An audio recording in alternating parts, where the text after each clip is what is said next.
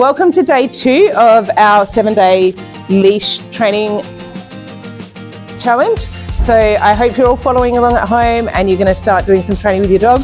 So today we're going to work all on engagement. So we're not going to focus yet on walking. We want to make sure the dog's engaged and interested in working with us. And part of that involves, nice clear signals. Yes. Along with really good timing, technique and body language.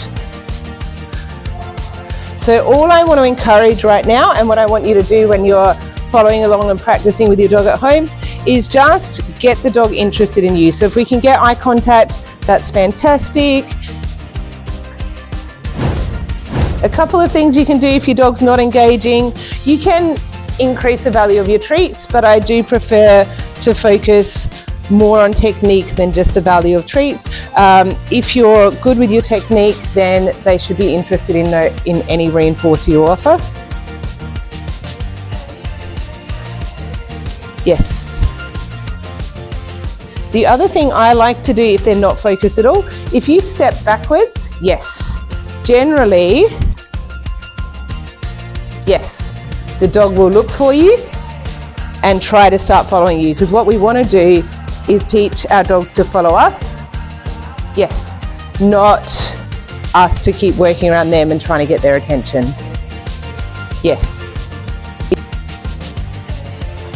Especially depending what sort of breed you have, but if you've got a high drive breed or a working breed, movement does get them very intrigued and very interested.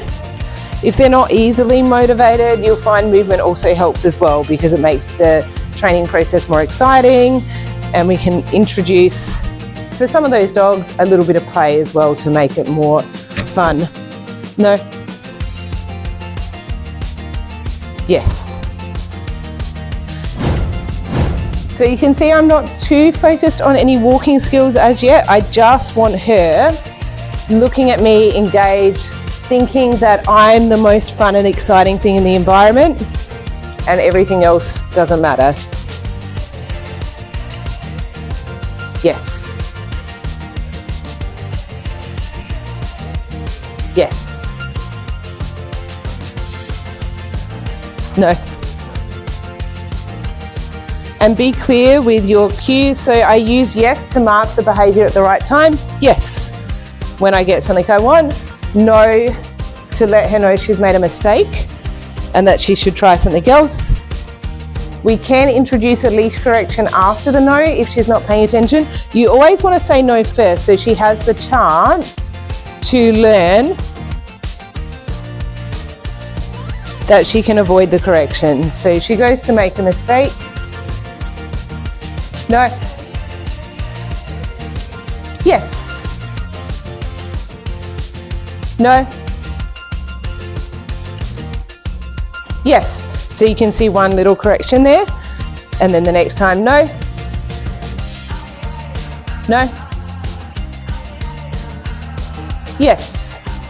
And you can see how engaged she is with me now and how excited she is to work, which is our first and most important part, because if the dog's not interested and excited and motivated to work, they're just doing it because they have to, and it's boring, but they're just doing it out of protest, then we're not going to get as good a final result, because we don't want the dog to just feel like they have to and it's a big burden to train and work with you. We really want a dog that's doing what she's doing, where they're loving the idea of having that job and that purpose and working with you.